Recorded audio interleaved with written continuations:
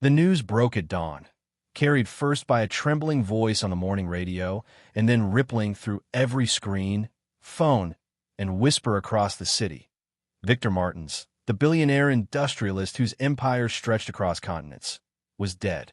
For most, it was just another headline about a powerful man meeting the inevitable. But for those who knew him, especially those who bore his name, it was the beginning of a storm that would change everything. Hi, family. Please subscribe to my YouTube channel before we continue with the story. I hope you will subscribe, or you have subscribed. Thank you. Now, let's continue. The Martins' mansion on the hill was unusually still that morning. Its grand marble steps and towering columns shrouded in fog, as if the world itself was mourning. Inside, the air smelled of lilies and old wealth. Sarah Martin stood by the massive window, her fingers tight around a half-empty glass of whiskey, though it was barely 7 a.m.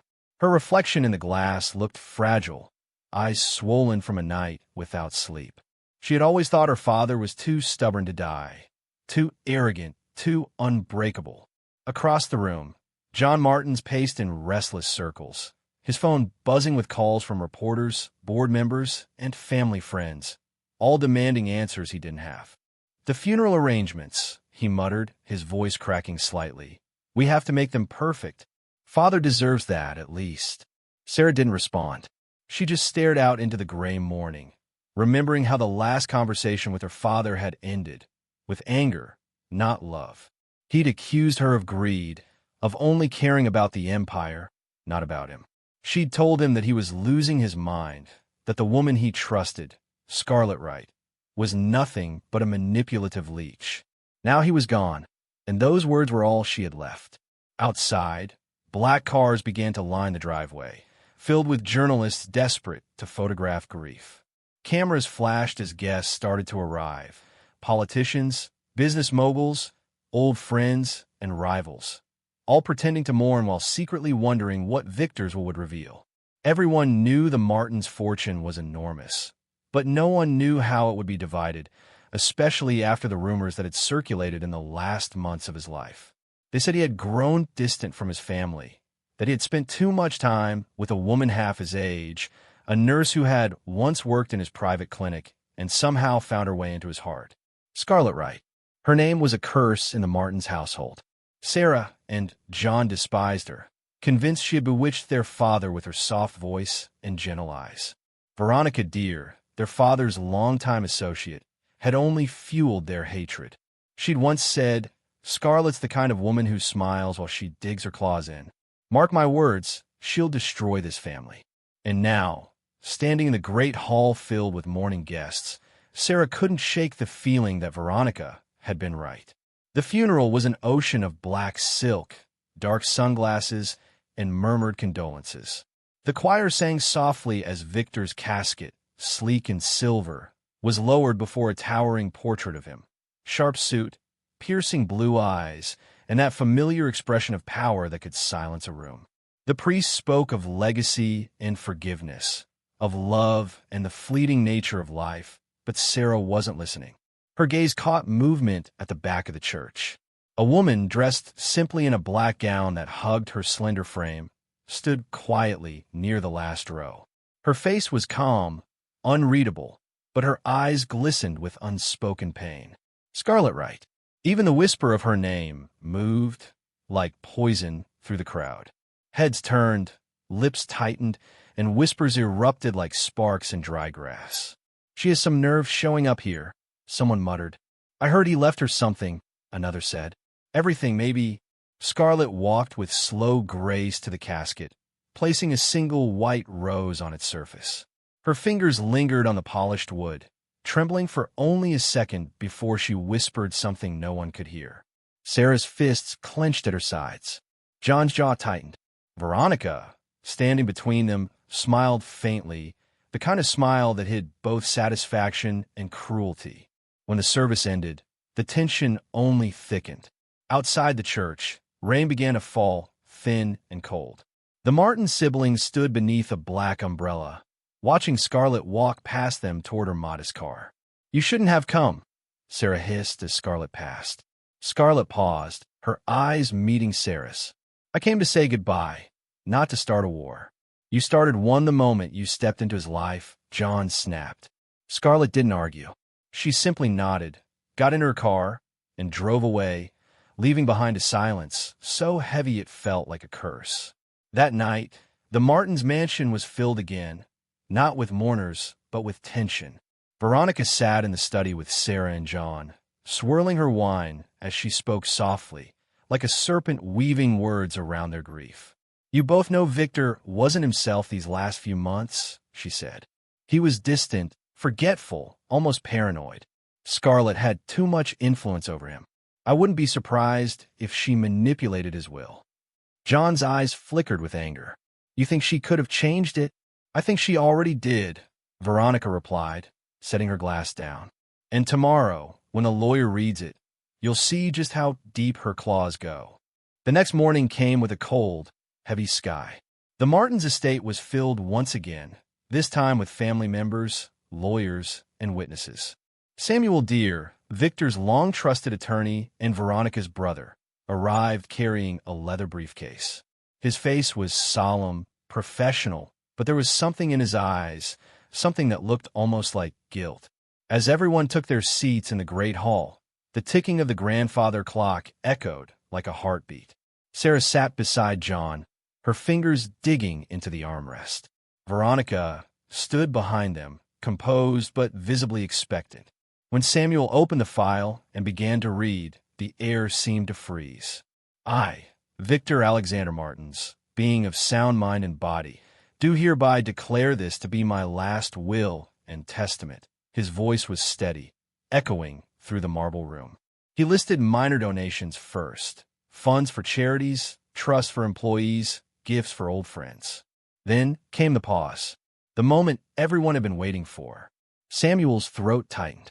He read slowly, each word like a knife.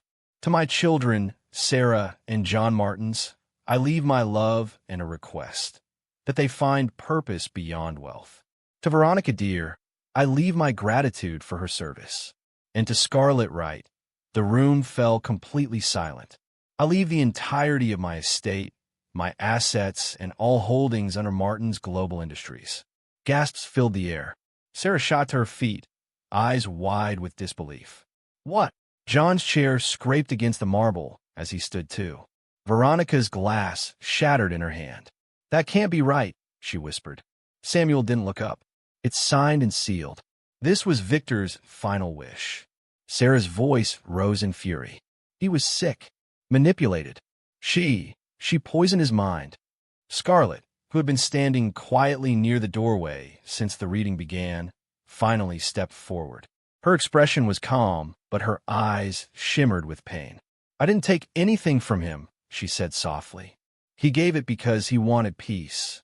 Peace? Sarah spat. You call stealing our father's life's work peace?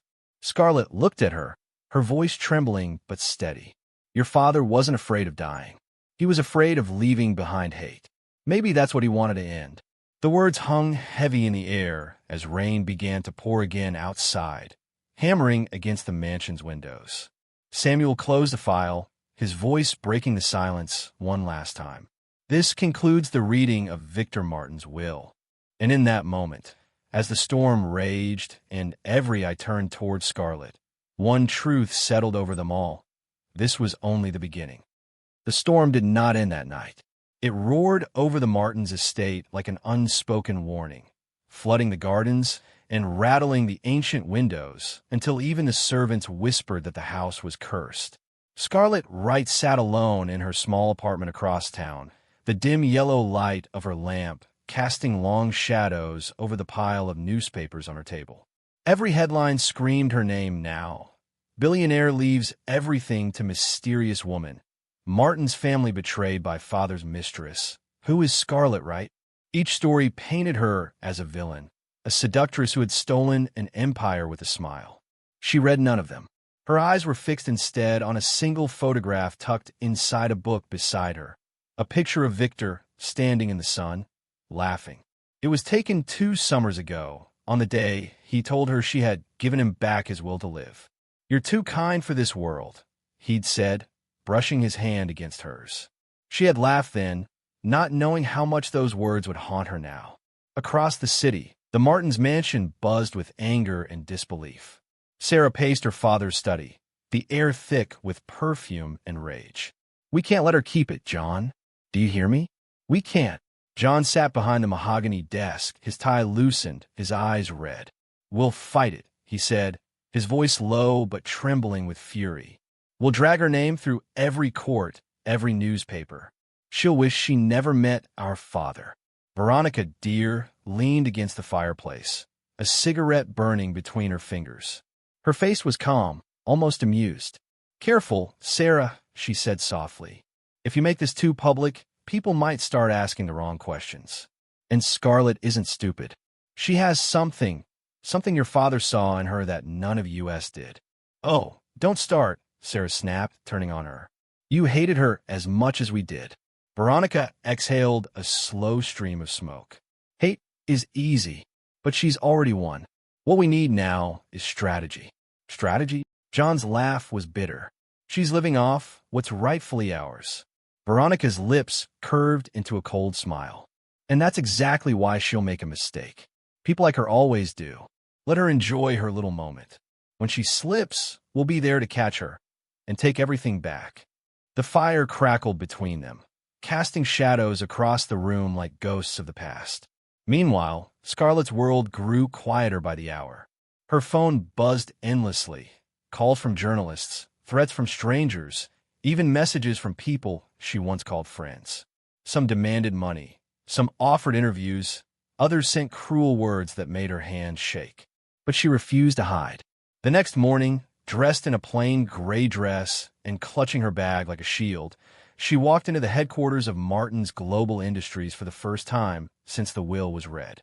The glass building rose like a monument to Victor's legacy, cold, magnificent, and intimidating.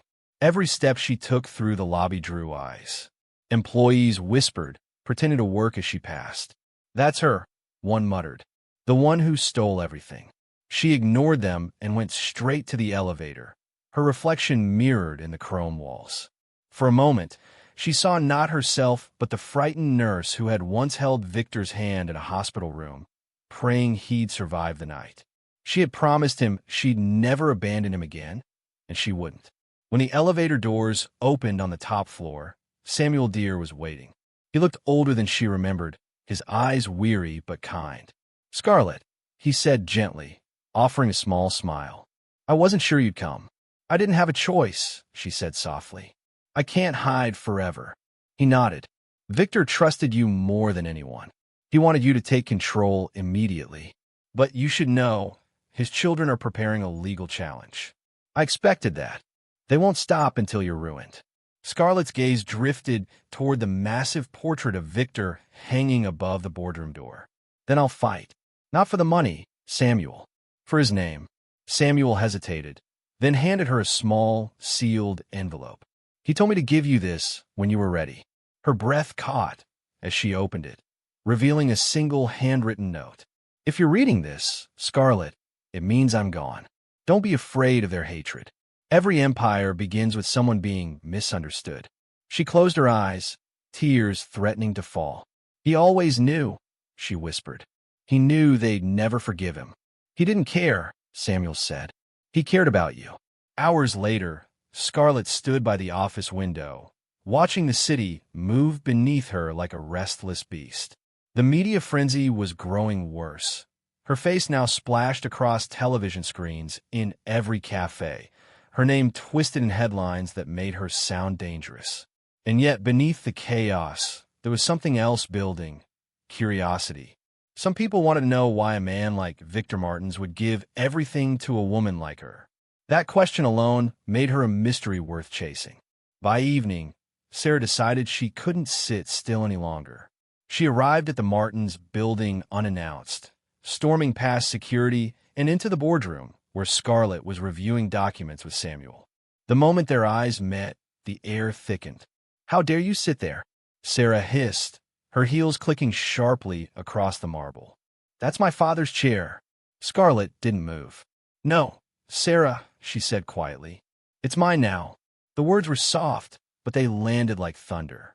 Sarah's cheeks flushed with rage. You think you belong here? You think because he pitied you, you can wear his name? I never asked for his money, Scarlet replied. But I'll protect what he left behind. Sarah's eyes narrowed. Then you'd better start praying, because I swear I'll take it all back. She turned and stormed out, her perfume lingering like venom in the air. Samuel exhaled, rubbing his temples. She's not going to stop. Neither will I, Scarlet said. That night, rain returned again, streaking the windows of the Martins' mansion as Sarah and John argued over strategy. Veronica watched them silently, sipping her wine, her expression unreadable. When they finally left the room, she made a quiet phone call, her voice low and deliberate. Yes, she said into the phone, the will is real, but there are things Scarlet doesn't know yet. Things that could destroy her if they ever came out. A pause, then a smile. And trust me, she'll learn soon enough. Across town, Scarlet sat on her balcony, the city lights flickering like distant stars. She could still hear Victor's laughter in her mind, the way he'd teased her for never accepting gifts, for always insisting on paying her own way. You'll never survive in a world full of wolves, he'd once told her. She had smiled back and said, then I'll learn to bite. Now, she understood what he meant. The wolves were circling, and she was standing in the middle of their den, holding everything they wanted. She placed the note he left her beside the candlelight and whispered, I'm not afraid, Victor. Not anymore. But as the wind howled through the night, carrying the faint echo of thunder from the distance, even Scarlet couldn't ignore the feeling that something dark was coming, something that would test not just her strength, but everything she thought she knew about the man she loved. Before the scandal, before the whispers, before the fortune that changed her life, Scarlet Right was just a nurse with quiet dreams and a heart that still believed in kindness. She had been working night shifts at St. Lawrence Private Hospital for nearly 2 years, unnoticed, invisible among the sea of white coats and weary faces. Then one cold February evening, an ambulance arrived under flashing red lights, and everything changed. The patient was a man in his 60s, pale as marble, his chest heaving as doctors shouted orders. His name, Victor Martins, the billionaire, the man whose face filled magazines and business news, now fragile and gasping for air on a stretcher. Scarlet remembered the fear in his eyes, not the fear of death, but the fear of helplessness. The nurses whispered among themselves, intimidated by his presence even in his weakness. But Scarlet didn't care about his wealth or name. She only saw a man fighting for breath. She held his hand as they rushed him into surgery, whispering, You're going to be fine, sir. Just breathe. He had squeezed her fingers, a faint sign of trust, before losing consciousness. For weeks after the operation, Victor remained in recovery, bitter and impatient. He hated the bland hospital food, the constant monitoring, and most of all, the silence. But Scarlet was different. She didn't treat him like a king or a patient to tiptoe around. She scolded him for skipping his medicine, teased him for being grumpy, and sometimes even ignored his attempts to intimidate her. You're too bossy for someone lying in bed, she'd tell him, her tone half playful, half stern. He'd glare at her, then smirk, secretly amused by her courage. And you're too brave for a nurse, he'd reply. Over time, their conversations grew longer, their laughter softer, their connection deeper. She learned that beneath the armor of power and pride was a lonely man, a widower who had lost more than he'd ever admit. He told her about his late wife, about how his children only spoke to him when they needed something, and about how the world had become a battlefield of money and betrayal. Scarlet listened, sometimes with tears in her eyes, sometimes with silence, because she understood loneliness better than anyone. She had grown up in foster care, never knowing family, never having someone to call her own. Yet she had built a heart strong enough to care for others, even when no one cared for her. One evening, after a particularly rough day, Victor had a minor relapse. His heart monitor beeped wildly, and panic filled the room. Doctors rushed in, but Scarlet stayed by his side, her hand steady on his chest. "Stay with me, Victor," she whispered. "You promised you'd fight." He opened his eyes, pain flickering in them, and rasped, "You're the only reason I am." When his condition stabilized, she stepped out of the room and cried in the hallway, the weight of fear pressing against her ribs. It wasn't just professional concern anymore. It was something deeper, something she didn't dare name. When Victor recovered fully, he demanded to leave the hospital earlier than recommended. "You'll have a private nurse at home," the doctor said. "It's necessary for your safety."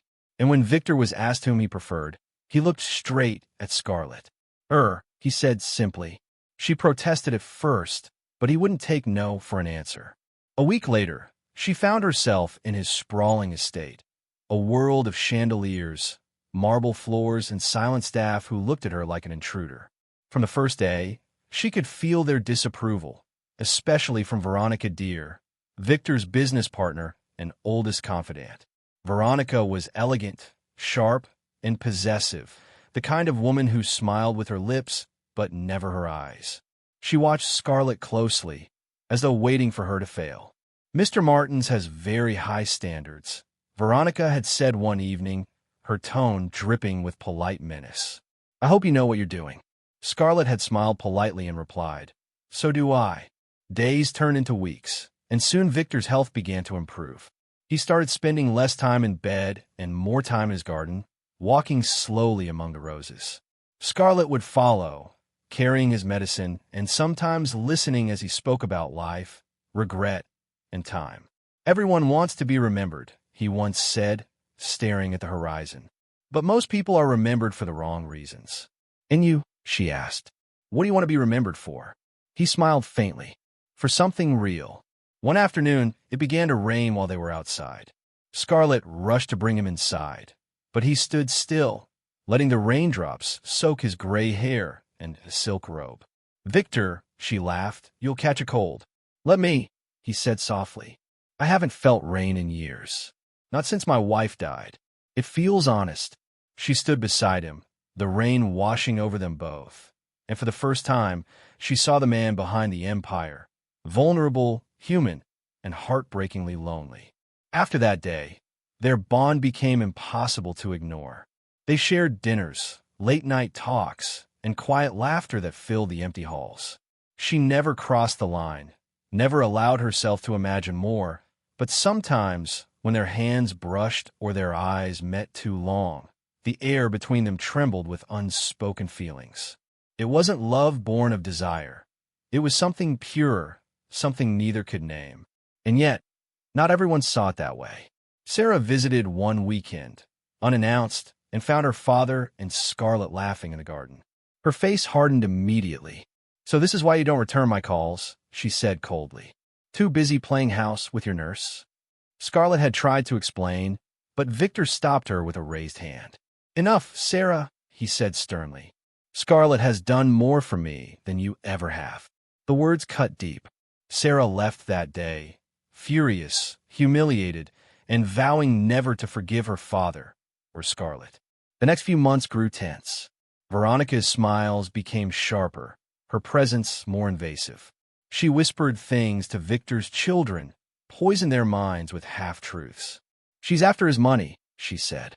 "I've seen women like her before." But Scarlet stayed quiet. She refused to defend herself, believing that time and truth would speak louder than gossip. One evening, Victor asked her to join him in his study. The room smelled of aged whiskey and leather, his favorite cigar still half-burned in the ashtray. "Do you regret meeting me?" he asked suddenly. She frowned. "Why would I?" "Because I've ruined your peace," he said, leaning back in his chair. "You were free before I brought you into this mess." She smiled sadly. "Maybe peace is overrated." He chuckled, his eyes softening. "You remind me of my wife sometimes." She had that same stubborn spark. Then, almost hesitantly, he reached for her hand. "Scarlet, I don't know how much time I have left, but you should know that meeting you has been the best part of what remains." Her heart ached, but she only whispered, "Then make the most of it." In the months that followed, he did. He traveled again, laughed again, lived again. He even began drafting a new, quietly, one that reflected the man he had become instead of the one he once was. Scarlet didn't know this then, but every smile she gave him, every moment of honesty, Every act of kindness became a reason behind that decision. He had built his empire on deals and deceit, but she had reminded him what sincerity felt like. Yet beneath all that warmth, the shadow of resentment grew. Veronica's jealousy festered. Sarah's bitterness deepened. And somewhere in that mansion filled with secrets, a dangerous plan began to take shape, one that would soon turn their fragile peace into tragedy. For now, though, Scarlet only knew the calm before the storm. She sat beside Victor one last time in the garden, watching the sunset paint the sky gold. He turned to her, smiling faintly. "If I die tomorrow," he said quietly, "promise me you'll keep living." She looked at him, her eyes filled with emotion she couldn't voice. "You're not going anywhere," she whispered. He smiled. "We never really know, do we?" And as the last light faded from the sky, neither of them could imagine how soon his words would come true, or how deeply they would change both of their lives forever. The storm that eventually broke over the Martins' estate was not of thunder or rain, but of anger, whispers, and betrayal. It began quietly, like a bruise beneath the skin, and then spread, infecting every corner of the mansion, every conversation, every fragile bond the family pretended to share. Victor's children, Sarah and John, had always believed they understood the rules of power. Loyalty was measured in profit, affection in inheritance. But Scarlet's arrival had shattered everything they thought they knew about their father. To them, she was not a woman. She was a symptom, proof that their father had lost his mind, proof that his love and trust had been stolen by someone unworthy. It started the day Sarah returned from London, storming into the mansion unannounced. She found her father sitting in the garden, reading quietly while Scarlet pruned the roses beside him. The sight of them together, his calm smile, Scarlet's laughter, lit a fire in her chest. "So it's true," she said bitterly, stepping onto the patio. "You've replaced your family with your nurse." Victor looked up, unbothered. "Sarah," he greeted softly, "you're home early." "Home," she scoffed. "You've turned this place into something unrecognizable." "And her," she pointed at Scarlet. "You let her touch my mother's garden." Scarlet froze, pruning shears trembling slightly in her hand. Victor's expression hardened. "This garden doesn't belong to your mother anymore. It belongs to the living." The words hit Sarah like a slap. "How dare you?" she whispered. "You think this woman cares about you? She's here for your money. Everyone sees it but you." Victor rose slowly, his age momentarily visible in the way he straightened his back. "What I see," he said coldly, "is a daughter more interested in my will than my well-being." Scarlet lowered her gaze, wishing she could disappear. Sarah turned and stormed off, tears stinging her eyes. That night, she called John, her voice trembling with fury. "She's ruined him," she said. "He doesn't even sound like himself anymore." John listened in silence, jaw tight. "Don't worry," he said finally. "We'll handle it." The next day, Veronica Deere came to visit. She had always been a fixture in Victor's world, his business partner, his confidant, the woman who could walk into his office unannounced and never be turned away.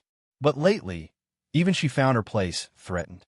Scarlet's presence was constant, quiet, and unsettling. She didn't seek attention, yet somehow she had it. When Veronica entered the study that afternoon, she saw Scarlet arranging flowers near the fireplace. "Oh," she said with feigned sweetness, "you're decorating now?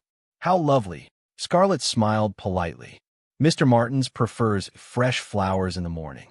"Of course he does," Veronica murmured, her eyes narrowing. "Tell me, how does it feel being the most talked-about woman in this house?" Scarlet paused, unsure how to respond. "I don't listen to gossip." "You should," Veronica said smoothly. "It tells you how people really see you." Before Scarlet could reply, Victor entered, carrying a folder of documents. "Veronica," he said, his tone curt, "I thought we agreed to discuss business matters only on Tuesdays." She smiled, stepping closer. "We did. But lately, I find it difficult to reach you. You're always occupied." His gaze flicked briefly towards Scarlet, and something sharp passed through Veronica's expression. "She's my nurse," Victor said firmly. "Nothing more. Is that what you tell yourself?" Veronica replied softly. or what you tell her. Victor's patience thinned. You're crossing a line, and you're blurring one, she said, her voice like silk wrapped around a blade. Be careful, Victor. The world is watching, and your children already despise her. If you keep this up, you'll lose them entirely. He turned away, ending the conversation, but her words lingered long after she left. That evening, Scarlet found him in his study, staring out the window, a glass of scotch untouched beside him. You shouldn't let her upset you, Scarlet said gently. Veronica only wants what's best for you. No, he said, his voice low. She wants what's best for her. He turned to face her, eyes weary. You've given me peace, Scarlet, but they all think you've taken something from me. Let them think what they want, she said softly. You don't owe them explanations. He smiled faintly. You talk as if I'm a simple man. No, she said, stepping closer. I talk as if you're human. Something in those words broke the heaviness in the room. He reached out and brushed a stray strand of hair from her face, his fingers trembling slightly. For a brief, dangerous second, the air between them thickened with something unspoken, something they both felt but neither dared to name. Then Scarlet stepped back, lowering her eyes. You should rest, she whispered. He didn't argue, but as she left, his gaze followed her, filled with an ache he couldn't silence. From that night on, rumors began to spread faster than truth. The staff whispered about late-night conversations, about laughter echoing through the halls, about the way Victor looked at her. Veronica made sure those whispers reached the right ears, reporters, board members, and especially Sarah. One afternoon, Scarlet walked into the city market to buy fresh fruit and felt the weight of eyes following her. Two women near the counter were whispering, their tones sharp and cruel. That's her, one said. The billionaire's nurse. They say she's after his company, the other replied. Imagine a nobody like her playing rich man's lover. Scarlet paid quickly and left, her heart pounding. By the time she reached home, her phone buzzed with a message from an unknown number. Gold digger. Hope you choke on your blood money. Her fingers trembled as she deleted it. That evening, when Victor noticed her silence, he asked, What's wrong? She smiled faintly. Nothing I can't handle. But he wasn't fooled. They don't understand, he said quietly. They never will. You don't have to defend me, she said. I knew what people would think when I stayed. You stayed because you care, he said. And that's exactly why I will defend you. Their eyes met, and for a moment, the rest of the world disappeared. But the peace between them was fragile. That same week, John confronted Victor in the boardroom, slamming a stack of papers on the table. Do you realize how ridiculous you look? He shouted. The press is mocking us. They say you're under her spell. Watch your tone, Victor warned. She's ruining our reputation. Father, John spat. Mother would be ashamed of you. Victor's jaw tightened. Your mother would be ashamed of the way her children turned into vultures. The argument ended with John storming out, slamming the door so hard the portraits rattled. Scarlet, who had heard everything from the hallway, stood frozen, her throat tight with tears she refused to shed. Later that night, she found Victor sitting alone again, staring at an old photograph of his late wife. They'll never forgive me, he said softly. They don't have to, Scarlet replied. You only need to forgive yourself. He looked up at her, eyes glistening. And you? There's nothing to forgive, she whispered. You've done nothing wrong. But as she turned to leave, she didn't notice Veronica watching from the doorway, her eyes dark with something between rage and fear. In the weeks that followed, Victor's health began to waver again. The stress, the arguments, the loneliness, it all weighed on him. But this time, Scarlet was his anchor. She cooked for him, read to him, kept him company through sleepless nights. The more the world despised her, the more he depended on her. And the more he depended on her, the deeper the family's hatred grew. To them, Scarlet wasn't a caregiver anymore. She was the enemy, the reason their father had turned against them, the woman stealing their legacy one heartbeat at a time. But Scarlet never wanted any of it. All she wanted was peace, to keep her promise to him, to make sure he was never alone again. Yet fate has a way of twisting kindness into crime and love into scandal. And soon, that love, pure, quiet, and unspoken would be used against her in ways she never imagined. It began on a night drenched in rain, the kind that blurred the city lights into a watercolor of sorrow. Scarlet stood by Victor's bedside, her hair damp from the storm she'd walked through to get his medication. The house was quiet, unnervingly so, save for the rhythmic beeping of the monitor beside him. Victor's condition had worsened in the past few weeks. His heart was failing faster than the doctors predicted. Every breath came with effort. Every word carried the weight of pain he tried to hide from her. "You shouldn't have gone out," he said weakly as she helped him sit up. "You'll get sick." Scarlet smiled faintly, squeezing his hand. "You needed the pills, and I needed the walk. I'm fine." He studied her face, the strands of wet hair framing her eyes, and for a moment, the years between them seemed to disappear. "You always say you're fine," he murmured. "But I see it, the way they look at you, the way they whisper when you walk past." "Let them whisper," she said softly. "They don't matter." "You matter," he said, and the words came out too fast, too real. Scarlet froze, her pulse quickening. She tried to look away, but his fingers caught hers, holding them with surprising strength. "Scarlet," he whispered, "if I could start my life over, I would choose you." Every time, tears filled her eyes, but she blinked them away. "Don't say things like that," she whispered. "You're tired. You need rest." "No," he said firmly. "I need truth. For once in my life, I want to say what I mean." She tried to pull her hand back, but his grip tightened, his gaze pleading. "When your heart beats for someone who sees you, not your money, not your power, just you, it's the only thing that feels real." Her breath caught. "You shouldn't, I love you," he said, cutting her off. The words hung in the air like lightning, sudden, bright, irreversible. Scarlet's eyes widened, and for a moment, neither of them moved. The rain outside grew heavier, drowning out everything else. "You don't mean that," she said finally, her voice trembling. "You're just lonely." "I've been lonely for years," he replied, "but I only started living when you came."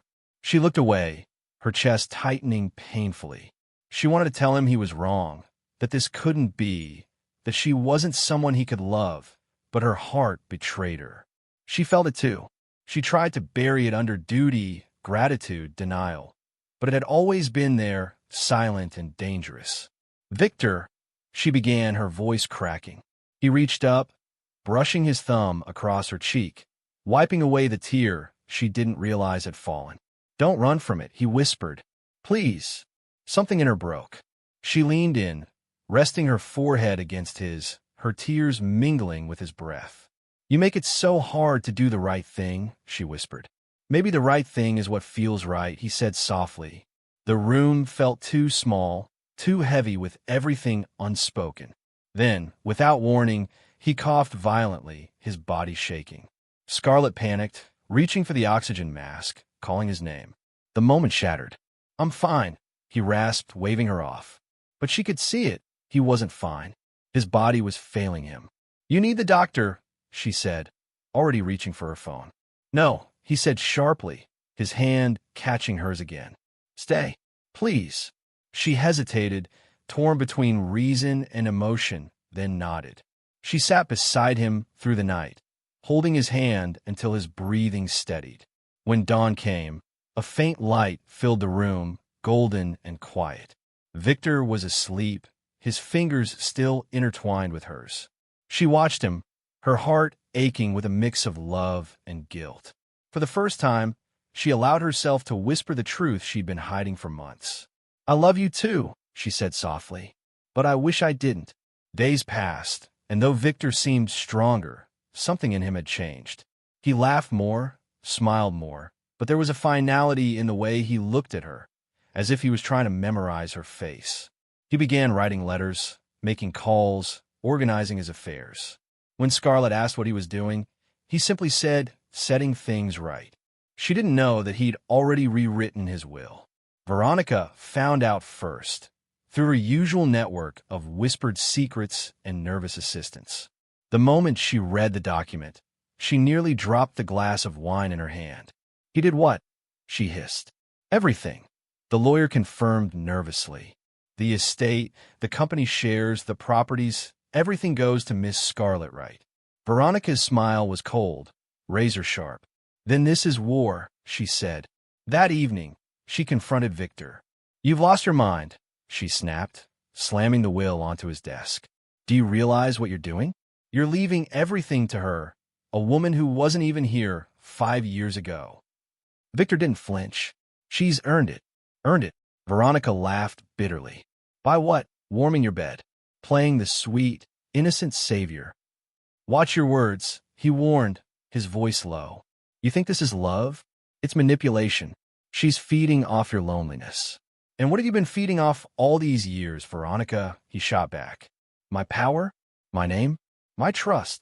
She froze, stung. You think she loves you, she said quietly. But when you're gone, she'll take everything you built and disappear. Then I'll disappear knowing I gave my heart to someone who didn't want anything from me, he said. Her eyes flashed with fury. You'll regret this, she hissed before storming out. But it wasn't him who would live with regret. It was Scarlet. Because when she found out, it wasn't through him, but through Sarah, who came to her door one morning with a look of triumph. Congratulations, Sarah said coldly. You've won. Scarlet frowned. What are you talking about? Don't act innocent, Sarah sneered. Father changed his will. Everything belongs to you now. Every damn thing. Scarlet felt her knees weaken. That's not possible, she whispered. He wouldn't. Oh, he did, Sarah cut in. And when he dies, you'll get to live your little fairy tale while the rest of us fight over scraps. She leaned closer, her voice dripping venom. You destroyed this family, Scarlet. I hope you can live with that. Scarlet didn't sleep that night. She sat in the dark, staring at the will Victor had left on her desk, his neat handwriting at the bottom of every page. It wasn't just the wealth, it was the meaning behind it. It was love disguised as gratitude, protection disguised as legacy. But to the world, it would look like greed. And when he was gone, she would be painted as the woman who stole everything. When Victor woke the next morning, he found her standing by the window, her eyes red from crying. You knew, she said softly. You knew what this would do. I knew what was right, he said. For you. Victor, this isn't right, she cried. You're making them hate me. They already do, he said gently. At least this way, you'll be safe. I don't want her money, she said, voice breaking. I just want you. He smiled sadly. Then you already have everything that matters. She turned away, tears falling freely now. You don't understand, she whispered. When you're gone, I'll be alone, completely alone. He reached for her hand, his fingers trembling. Not alone, he said. Never alone. You'll have my name, my home, my love, and that's something no one can take from you. That night, as he drifted into sleep, Scarlet sat beside him, her heart heavy with both love and dread. She knew what the world would say when he was gone. She knew the battles that awaited her. But she also knew one unshakable truth. Their love, forbidden and flawed as it was, had been the most real thing either of them had ever known. And so she stayed, whispering prayers he would never hear, loving him in silence, knowing that love, in the end, would cost her everything. The night he died, the sky was unnaturally still, as if even the wind held its breath. The Martins' estate, usually bustling with servants and light, felt like a cathedral of silence. Scarlet knew before it happened. She felt it in the air, in the tremor of his hand when he tried to reach for his glass, in the way his eyes lingered on her like he was trying to memorize her soul. Victor had been fading for weeks, but he'd refused to go to the hospital, insisting he wanted to stay home. If I'm going to leave this world, he'd said softly one morning, I want to do it where I lived, where I loved, and where I found peace again. Scarlet had tried to argue, to beg him to fight, but his decision was final. Tonight, though, something felt different. He was too quiet, too still. She sat by his bedside, reading his favorite book aloud, though she wasn't sure he was even listening anymore. His breathing was shallow, his skin pale. The lamp cast a soft glow over the room, making the scene feel almost unreal, too calm for the storm she felt inside. You should rest, he whispered suddenly, startling her. You've been up for days. So have you. she said with a sad smile. That makes us even. He tried to laugh, but it came out as a faint wheeze. Scarlet, he murmured after a long pause. Promise me something. Anything, she said immediately. His eyes met hers, full of that same warmth that had both comforted and ruined her. When I'm gone, don't hide. Don't let them make you small. You hear me? Her throat tightened. Don't talk like that. Promise me, he pressed, his voice urgent. Promise you'll keep living, that you'll travel, laugh, love again. She shook her head, tears spilling down her cheeks. Don't do this. Scarlet, he said softly, reaching for her hand. You've given me more than a lifetime of peace. Don't let my death steal yours. She leaned closer, her tears falling onto his fingers. You're not dying tonight, she whispered fiercely. You're not allowed. He smiled faintly, that familiar, tender smile that always broke her heart. You've always been stubborn. Because I have to be, she said. Someone has to keep you here. Then keep me, he whispered. Tell me something beautiful. She took a shaky breath, brushing his forehead gently. The garden bloomed today, she said. Your roses, they're white and red, just like you like them. White for peace, he murmured. Red for love. Exactly, she said, forcing a smile. So you see, you can't leave yet. The garden still needs you. He closed his eyes, his breathing slowing. No, he said softly, it needs you. A silence settled between them, thick with unspoken words. Scarlet pressed her forehead to his hand, her shoulders shaking with quiet sobs. She wasn't ready. She'd spent so long preparing his meals, managing his medication, keeping him alive, but she'd never prepared herself for the day he wouldn't be there to smile at her. Minutes passed like hours. When she finally lifted her head, she realized the room had grown colder. His chest rose slower now, almost imperceptibly. Victor, she said softly. No response. She gripped his hand tighter. Victor, please. Nothing. Panic surged through her veins. No, no, no. She stood abruptly, reaching for his oxygen mask, for the emergency line, anything, but then she stopped. Because he wasn't struggling. He wasn't gasping or fighting. His face was peaceful, almost serene. A faint smile lingered on his lips. Victor, she whispered again, her voice breaking. She leaned over him, resting her ear against his chest, desperate for even the faintest beat. But all she heard was silence. Her knees gave way, and she collapsed beside the bed, clutching his hand like it could still warm her. You promised, she sobbed. You said you'd stay. The clock on the wall ticked mercilessly, counting the seconds he'd been gone. She sat there for hours, maybe minutes, maybe forever, until the first light of dawn touched the curtains. Only then did she move, brushing his hair gently from his face. Sleep now, she whispered, her voice trembling. You've earned it. By the time the doctor arrived, the house was already buzzing with whispers. Veronica had been the first to be called. She stood by the door as the doctor pronounced him gone, her eyes not on the body, but on Scarlet, red-eyed, broken, and silent. How convenient, Veronica muttered. You're the only one with him when he dies. Scarlet looked up sharply, her voice hoarse. Don't you dare. Don't I dare? Veronica said coldly. You think no one will question this? You, the nurse who walked into his life and ended up with everything. He loved me. Scarlet snapped before she could stop herself. Yes, Veronica said, smiling darkly. And now he's dead. How poetic. Scarlet stood, trembling with rage and grief. You can say whatever you want, she said quietly, but you weren't here. You didn't see the man he became. He found peace, and that terrifies you. Veronica's smile vanished. Enjoy your peace while you can, she said, because when his children get here, they'll destroy you. And they did. Sarah arrived first, pale and furious, demanding explanations the doctor couldn't give. John followed, his anger quieter but colder, his eyes full of accusation. The house turned into a battlefield. Lawyers, investigators, journalists, all circling like vultures. But Scarlet barely moved. She stayed by Victor's side until they took him away. When they tried to escort her out, she said nothing. Only when the casket disappeared through the door did she whisper, "Goodbye, my love." The funeral was chaos dressed in black.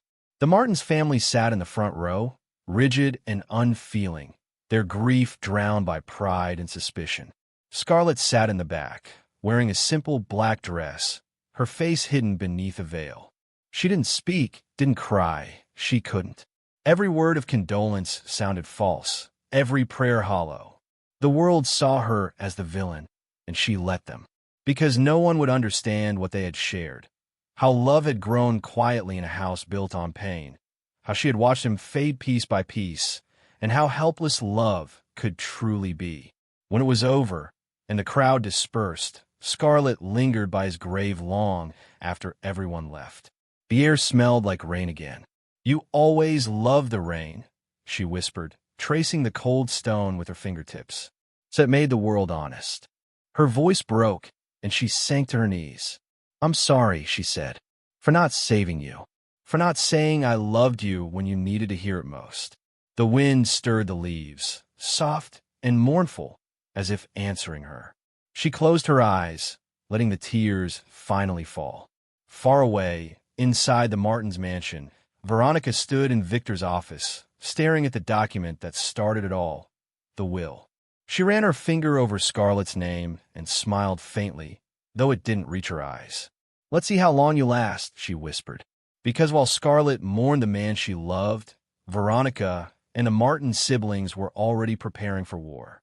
What none of them knew was that Victor had left something else behind, something that would soon shatter everything they believed about love, loyalty, and the truth of his final choice. The reading of Victor Martin's will was supposed to be a formality, a moment of closure after weeks of grief and chaos. Instead, it became the beginning of a storm no one could contain. The Martins' estate was suffocatingly tense that morning. The marble floors gleamed, the chandeliers sparkled, but everything felt hollow, as though the walls themselves were holding their breath. Scarlet sat at one end of the long mahogany table, dressed in muted gray, her face calm but pale. Across from her sat Sarah and John, flanked by Veronica and two lawyers from the firm that had handled Victor's affairs for decades. The air smelled faintly of perfume and distrust. Mr. Wilfred, the family lawyer, cleared his throat nervously as he unfolded the document. As stated in the final testament of Mr. Victor Martins, dated 3 months before his passing, his voice trembled slightly, sensing the tension in the room. Scarlet's hands were folded in her lap, her nails digging into her palms. She already knew what was coming, Victor had told her, but hearing it aloud made her chest tighten painfully. "To my beloved children, Sarah and John," Wilfred began, "I leave my blessings and gratitude for the years we shared, though not always in peace. To my trusted friend Veronica dear, I leave the token of our long partnership, 10% of my holdings in Martins Corporation." Veronica's eyes flicked to Scarlet, the faintest smirk curling her lips. But then Wilfred continued, "The remainder of my estate, including all properties, investments, personal accounts, and the controlling shares of Martins Corporation, I bequeath to Scarlet Right." Silence. The kind of silence that follows an explosion. Sarah's mouth fell open. John's jaw clenched so hard the vein in his temple pulsed visibly. Veronica's smirk vanished. Scarlet sat perfectly still, unable to breathe. Wilfred adjusted his glasses nervously. Furthermore, as per Mr. Martin's written statement, this decision was made of his full mental capacity, witnessed by "Stop," Sarah snapped, slamming her hand on the table. "This is a joke." "I'm afraid it's not," Wilfred said carefully. "Your father was very clear about his wishes. He was manipulated," John shouted, rising from his seat. "This woman, she used him. Everyone knows she was with him in his final days, poisoning his mind against his own blood." "That's not true," Scarlet said quietly, her voice trembling but steady. "He loved you. He just wanted peace." Sarah turned on her like a blade. "Peace? You call taking everything from us peace? You're a thief, Scarlet. You tricked an old man into loving you, so you could steal his fortune." Scarlet's eyes filled with tears she refused to let fall. "You can believe whatever you want. I never asked for this." "Then give it back," Sarah hissed. "Sign it over. Now." "I can't," Scarlet whispered. "It was his wish." "His wish?" John spat. He's dead because of you." The words hit her like a physical blow. She flinched, her breath catching. "That's enough," Wilfred interjected firmly. "Mr. Martin's medical records show his heart failure was progressive and untreatable. Save it," Veronica said coldly, her gaze locked on Scarlet. "You think this will last? You think the world will just accept that a billionaire gave his empire to his nurse? You're living in a fantasy, sweetheart. We'll fight this in court, in the press, everywhere." Scarlet rose slowly, her voice soft but steady. "You can have your court. You can have your headlines. But you'll never have his peace." She turned and walked out before her tears betrayed her. By nightfall, the story was everywhere. Billionaire wills fortune to caregiver. Family cries foul play. Scarlet Right. Angel or gold digger? Her name was splashed across every newspaper, every gossip blog, every talk show. Strangers dissected her life, her background, her education, her bank account, as if she were a criminal. Photographers camped outside the gates, shouting her name whenever she stepped outside. What hurt most wasn't the world's judgment. It was his family's hatred. Sarah filed an immediate challenge against the will, claiming emotional manipulation and undue influence. Veronica's lawyers joined the fight. They accused Scarlet of everything: seduction, fraud, even poisoning Victor's medication. She was dragged into endless hearings, her every word twisted, her every emotion used against her. Yet through it all, she never broke. Because she remembered what he told her the night he died. Don't hide. In the courtroom, Sarah's fury burned bright.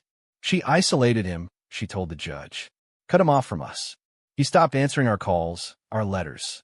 We couldn't even see him without going through her. Scarlet stood calmly when it was her turn. He stopped answering because he was tired of fighting, she said quietly. He wanted peace, not pity. He loved his children, but he also loved me. That doesn't make him weak. It makes him human. The judge watched her, his expression unreadable. Veronica's lawyer pressed harder. Miss Wright, did you or did you not benefit financially from your relationship with Mr. Martins before his death? No, she replied. He paid me fairly for my work. I never asked for more. And yet now you own everything. I didn't choose that, she said softly. He did. The lawyer smiled thinly. Convenient, isn't it? A man of great wealth, mysteriously ill, cared for by a woman half his age, who ends up inheriting his empire. Scarlet's voice shook, but she looked him in the eye.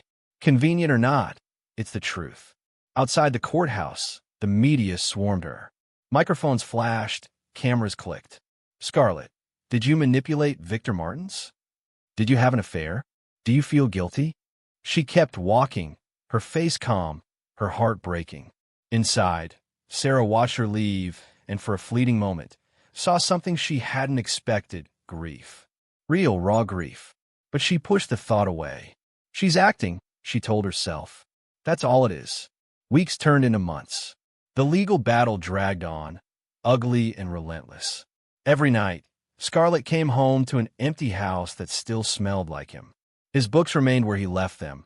His suit jacket still hung by the door. Sometimes she would sit in his study, listening to the rain, whispering to the silence. I'm trying, she'd say, but so hard. One night, as she sat there, a knock echoed through the hall. When she opened the door, she found John standing there, rain dripping from his coat. His expression was unreadable. Can I come in? He asked. She hesitated, then nodded. He walked past her, glancing around the house he'd once called home. It hasn't changed, he said quietly. You haven't changed it. It's still his, she said. He looked at her, his anger tempered by something else, maybe guilt. I wanted to hate you, he admitted. Still do sometimes. But, he exhaled, I saw the letters. Letters? The ones he wrote to you. They were in his study, locked away. Scarlet froze.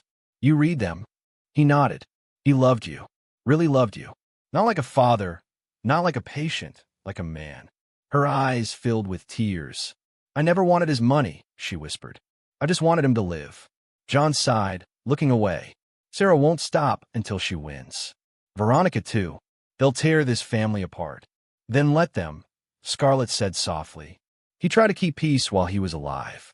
Maybe they'll understand when it's gone. John left that night without another word.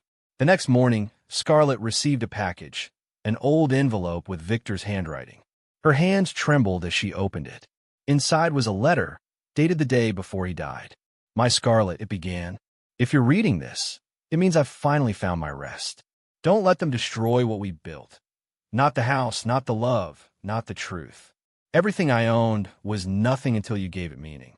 Let them hate you if they must. One day, they'll see that what I left you wasn't wealth. It was freedom. Live, my love. For both of us." She clutched the letter to her chest, tears spilling freely for the first time in months. She finally understood. His will wasn't revenge, it was protection.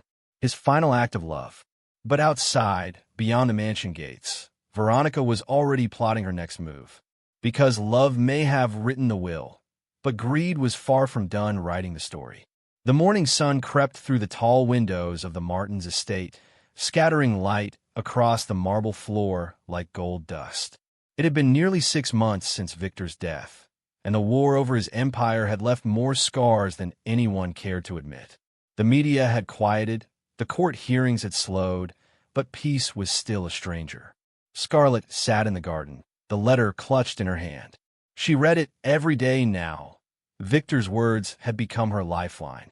The world called her a thief, but in that quiet garden, she felt like the only one who truly understood him. She had begun managing the corporation on her own terms. More charity programs, fairer wages, and new leadership policies. Slowly, she was turning the company into something human, something he would have been proud of. But what she didn't know was that while she was building, someone else was dismantling. It started subtly.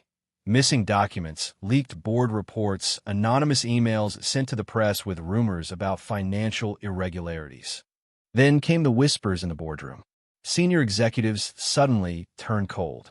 Meetings ended with side glances. Even the press began to circle again, hungry for blood.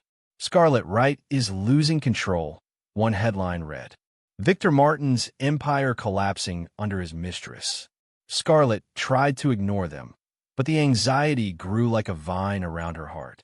She called a board meeting to clear the air, and that was when she saw it. Veronica Deere sitting at the far end of the table, smiling like a wolf in silk. "You weren't invited," Scarlet said evenly. Veronica tilted her head. "Oh, darling, I don't need an invitation. I'm a shareholder, remember? 10% of everything. You're not on the board." "Not yet," Veronica replied smoothly. "But I'm sure the others won't mind." She looked around, and Scarlet's stomach dropped. Half the board members avoided her gaze. Something was very wrong. "Let's not waste time," Veronica said, leaning forward. "We all know what this meeting is about. Miss Wright's leadership has been questionable at best. The company's image is bleeding, profits have fallen, and her decisions, though emotionally touching, are financially disastrous." Scarlet clenched her jaw. "The company is stable. We're restructuring. Victor's vision. Victor's vision?" Veronica interrupted, her voice dripping with venom. "Please. Victor built an empire, not a charity. He understood power. You're turning this into a daycare for lost causes." Scarlet stood, her eyes flashing. "Say what you came to say, Veronica." Veronica smiled. "Fine. I'm calling for a vote of no confidence in your leadership. Effective immediately." Gasps echoed around the room. Scarlet's pulse raced. "You can't do that," she said, but her voice lacked certainty. Veronica held up a stack of papers. "Oh, but we can. You see, some of the shareholders believe it's time for a change." She slid the papers across the table. Scarlet's eyes widened as she saw the signatures. Names she trusted, people she had worked with for years. "They're tired of bleeding money for your moral experiments," Veronica said softly. "They want stability. They want me." "You planned this," Scarlet whispered. "From the start." Veronica smiled. "Of course I did. Did you really think Victor's empire would end up in the hands of a sentimental girl with a guilty conscience?" "You won't win," Scarlet said. "He didn't choose you for a reason. He didn't live long enough to change his mind," Veronica said coldly. "But don't worry. I'll take good care of what's left." The vote passed by a single hand. Scarlet was removed as CEO. Just like that, everything Victor had left her, his company, his legacy, was stripped away. She walked out of the boardroom without a word, her chest tight, her vision blurred. Outside, the rain had begun to fall, soft and cold. She stood there for a long time, letting it soak her until she could no longer tell where the rain ended and her tears began. That night, she went to the study, the room that still smelled of him. The letter lay open on the desk, the ink fading slightly at the edges. "You said not to hide," she whispered, "but I don't know how to fight them anymore." The room offered no answer, only silence. Then, faintly, she heard a knock. Her heart jumped, half expecting John again. But when she opened the door, Sarah stood there, wrapped in a dark coat, her expression unreadable. "You look tired," Sarah said quietly. "So do you," Scarlet replied. "May I come in?" Scarlet hesitated, then nodded. Sarah stepped inside, glancing around. "You've kept everything just the same," she murmured. "He would have liked that." "Why are you here, Sarah?" Scarlet asked softly. Sarah turned to her. "To say I'm sorry." The words hung in the air, fragile and unbelievable. "Sorry?" Scarlet echoed. Sarah nodded. "I spent so long blaming you for everything. But I found out the truth." "What truth?" "Veronica," Sarah said, her eyes dark. "She was the one leaking the company files. She bribed board members, and she's been selling assets quietly overseas. She doesn't want the company. She wants the money." Scarlet stared at her, stunned. "How do you know?" "Because I help her," Sarah admitted, her voice breaking. "At first, I thought she was helping us take back what was ours. But she used me. She used all of us." Scarlet's heart pounded. "Why are you telling me this now?" Sarah looked down. "Because I saw the letter he wrote you. John showed me. He really did love you, Scarlet. And I think he knew this would happen." Scarlet turned away, her breath shaky. "It's too late. She owns the board now." "Not completely," Sarah said. "There's still one clause left in the will. He left something else, something only you can activate. I found a paperwork while digging through the archives." She pulled an envelope from her bag and handed it to Scarlet. Inside was a single sheet. "In the event of board misconduct or hostile takeover, all executive power shall revert to my named successor, Scarlet Right, pending formal court validation." Scarlet's knees nearly gave out. Why didn't Wilfred mention this? "Because Veronica bribed him too," Sarah said bitterly. "He's gone now, left the country." "Then we can stop her," Scarlet said, a new fire rising in her chest. Sarah nodded. "If you're ready for war." Scarlet met her gaze, something fierce and unbreakable in her eyes. "I've been ready since the day he died." They spent the night planning.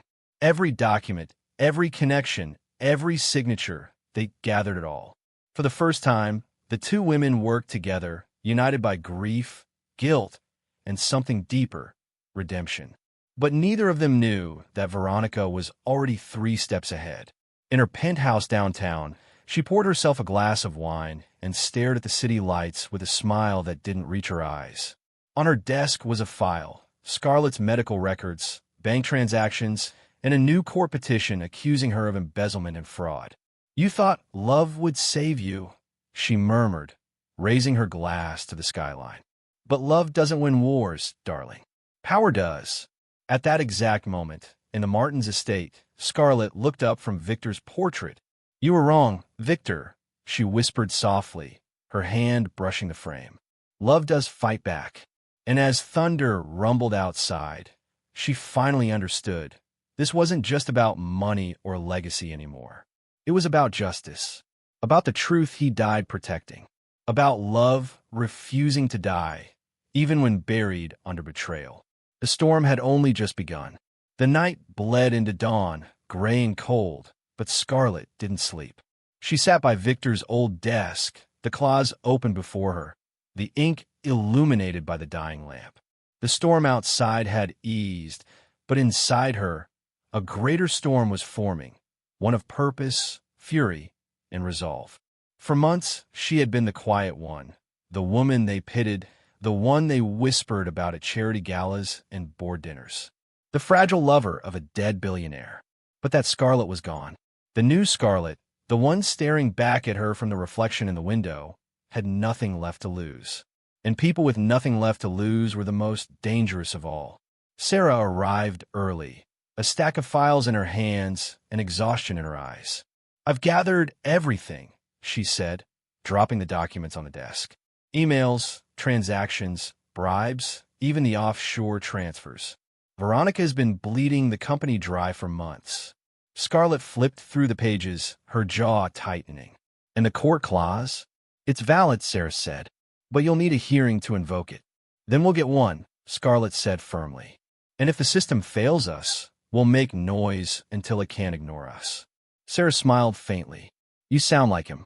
"Maybe that's a good thing," Scarlet murmured. Over the next week, they worked in secret. Scarlet met with lawyers, accountants, and investigators who still respected Victor's name.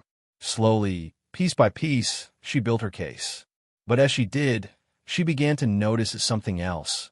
How Sarah's guilt had turned into loyalty. How the icy barrier between them was melting.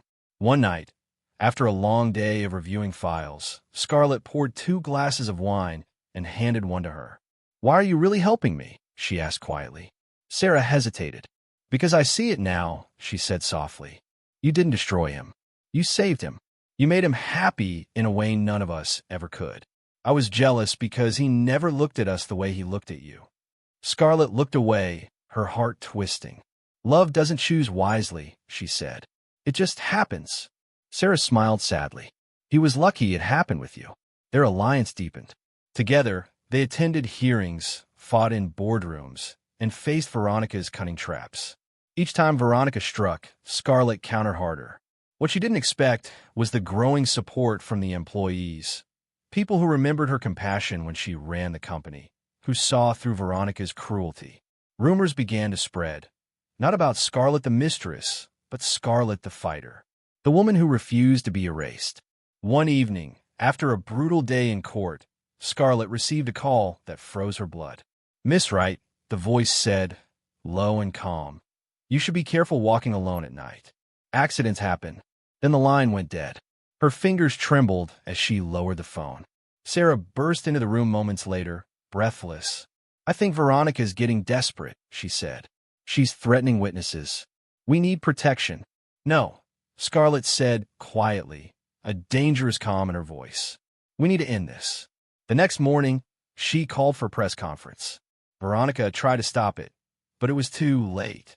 Cameras flashed across the grand hall as Scarlet stood at the podium, elegant and unshaken in a black dress Victor once loved.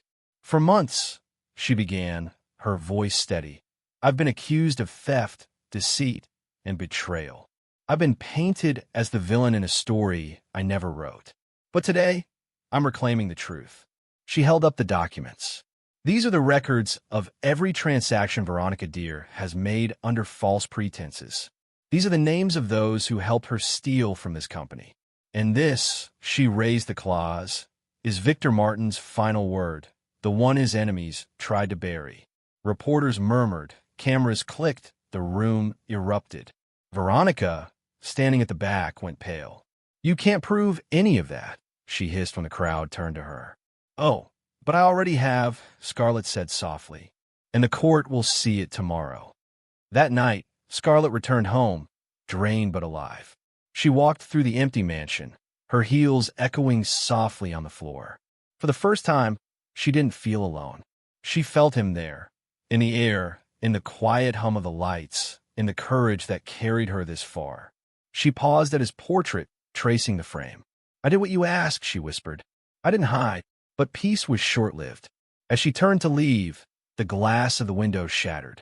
She ducked, her heart pounding, the echo of gunfire filling the air. Sarah screamed from the hallway, rushing toward her. "Scarlet, get down!" Scarlet yelled, pulling her behind the desk. 2 more shots rang out, then silence. Footsteps retreated into the darkness outside. The guards arrived seconds too late. Scarlet's hands shook as she stood, staring at the broken window. "She's lost her mind," Sarah whispered. "We need to leave." "No," Scarlet said, breathing hard. "If we run, she wins. We fight until the end." The next day, Veronica was arrested. The press had caught wind of everything. Her fraud, her offshore accounts, even her attempt to silence Scarlet.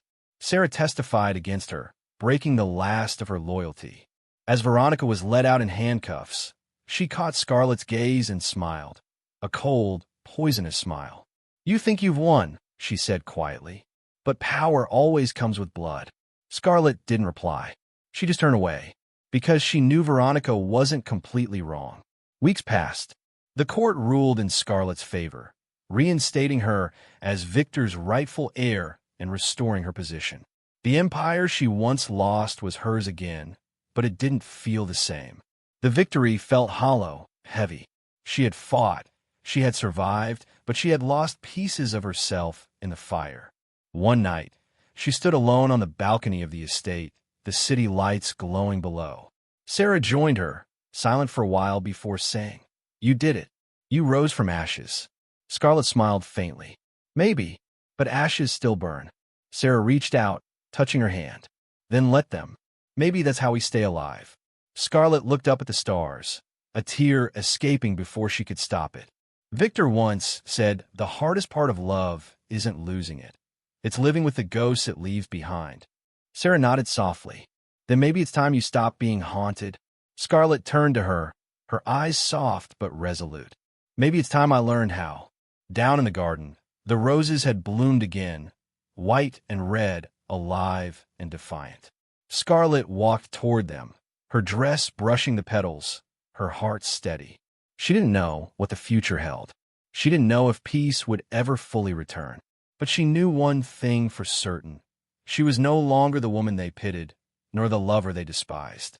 She was the woman who had loved deeply, lost everything, and risen stronger. The phoenix had finally spread her wings. It was late autumn when the letter arrived, a season of endings and soft beginnings. The air outside was cool and scented with rain, and Scarlet had just returned from a charity gala when the butler handed it to her. The envelope was aged, sealed with the Martin's crest, and her name written in Victor's familiar handwriting. For a moment, her hands froze, her heart racing. It couldn't be. He'd been gone nearly a year. Yet there it was, his writing, smooth and steady, untouched by time. She dismissed the staff and sat alone in the study, the same room where she had once held his trembling hand, where love and pain had learned to coexist. Her fingers trembled as she broke the seal. Inside, a folded sheet of paper, yellowed slightly at the edges. She hesitated before unfolding it, afraid that reading it would tear open every wound she had tried to stitch closed. But she did. "My dear Scarlet, if you're reading this, then my time has ended, and yours, my reason for living, must go on. I know what they'll say about you. I know how they'll twist your name, how they'll question your heart. But remember this, truth has its own clock. It always comes, even if it takes a lifetime. I've left things behind that only you will understand. Not money, not power, something far greater." Her eyes blurred with tears as she read on, his voice echoing softly in her mind. "In the West Wing, behind the portrait of my mother, there's a safe. Inside it is a key and a journal. The key opens the cottage we once visited by the sea. Go there, Scarlet. It's where I've hidden everything I couldn't say aloud, the truth about my past, and about why I chose you." Scarlet pressed the letter to her chest, tears falling freely now. He had planned it all. Even from beyond the grave, he was still guiding her. She didn't wait until morning. She drove through the night, the cold wind brushing against her face as the road curved toward the coast. The cottage stood just as she remembered, small, quiet, and timeless, wrapped in the scent of salt and lavender. She pushed open the door, her flashlight sweeping over the old furniture, the bookshelves, the photographs. Everything was untouched. She found the journal on the mantel, bound in dark leather, his initials etched faintly on the cover. Her fingers traced them before opening it. The first page began simply, "For her, the only one who ever saw me." She swallowed hard, turning the pages. His words unfolded like a confession, each entry revealing the man behind the legend, the one who had carried pain and guilt beneath his wealth. "I built an empire to prove I could be more than the son of a cruel man," one entry read. "But I forgot that empires are cages too." Then she walked in, soft-spoken, stubborn, with eyes that didn't care about my fortune. She looked at me like I was human, and for the first time I was. Scarlet's hands trembled as she read. They will never forgive me for choosing her. They will say she took from me, but they will never understand that she gave me back everything I'd lost. My peace, my laughter, my soul. That is why I left her everything. Because it wasn't an inheritance. It was gratitude. She couldn't read anymore. She closed the journal, pressing it against her heart. The truth he left behind wasn't about power. It was love, raw and unguarded. Love that had survived scandal, death, and betrayal. She sat there until dawn, watching the first light touch the sea, feeling him everywhere. In the days that followed, she made quiet changes. She didn't throw parties or flaunt her title. She dissolved the corrupt divisions Veronica had built, sold off unnecessary assets, and rebuilt the company's charity wing under his name. The Martins Foundation for Renewal, she called it, a tribute to the man who taught her that love could heal even after destruction. Sarah stayed by her side, loyal and transformed. Together, they created something honest, something lasting. The world slowly began to see Scarlet differently. The headlines shifted from scandal to admiration. The same press that once crucified her now called her the woman who saved the Martins' empire. But she never forgot the truth. She still visited the garden every week, still touched his grave, still whispered to the wind as if it carried her words to wherever he was. One evening, as she stood by the roses, she felt someone approach. It was John. He looked older, worn by regret. "You've done good with what he left," he said quietly. She nodded. "He built it. I just kept it alive." He sighed, eyes heavy. "We were cruel to you. I was cruel to you. I thought you stole him from us. But maybe we were the ones who lost him first." "He loved you," Scarlet said softly. "All of you. He just didn't know how to show it anymore." John looked at her, emotion flickering across his face. "If he could see you now," he said, "he'd be proud." Scarlet smiled faintly. "He already is." That night, after John left, she sat on the balcony overlooking the city. The wind carried the faint sound of the ocean, even from miles away. She opened the journal again, this time to the last page. "If someday you find this, know that I loved you not for what you gave me, but for what you never asked for. Don't mourn me forever. Live, Scarlet. Live like the world is yours, because in my heart, it always was." She laughed softly through her tears. "You always did have the last word," she whispered. Then she closed the journal and looked out at the lights below, feeling peace settle in her chest for the first time in years. She wasn't broken anymore. She wasn't hunted or hated or lost. She was free. A month later, she returned to the cottage one last time. She placed the journal in a glass case, beside a single white rose. Then she locked the door and threw the key into the sea. "Rest, Victor," she whispered. "You've given me everything. Now I'll give the world what you taught me." As she walked back up the path, the sun broke through the clouds, spilling golden light over the waves. The sea sparkled, endless and alive, like the love that had outlived everything. She paused, looking back once more. "Goodbye, my love," she said softly. "No refund." And with that, Scarlet Right, the woman the world once despised, walked into the light, unafraid, unstoppable, carrying the truth he left behind not as a burden, but as her legacy.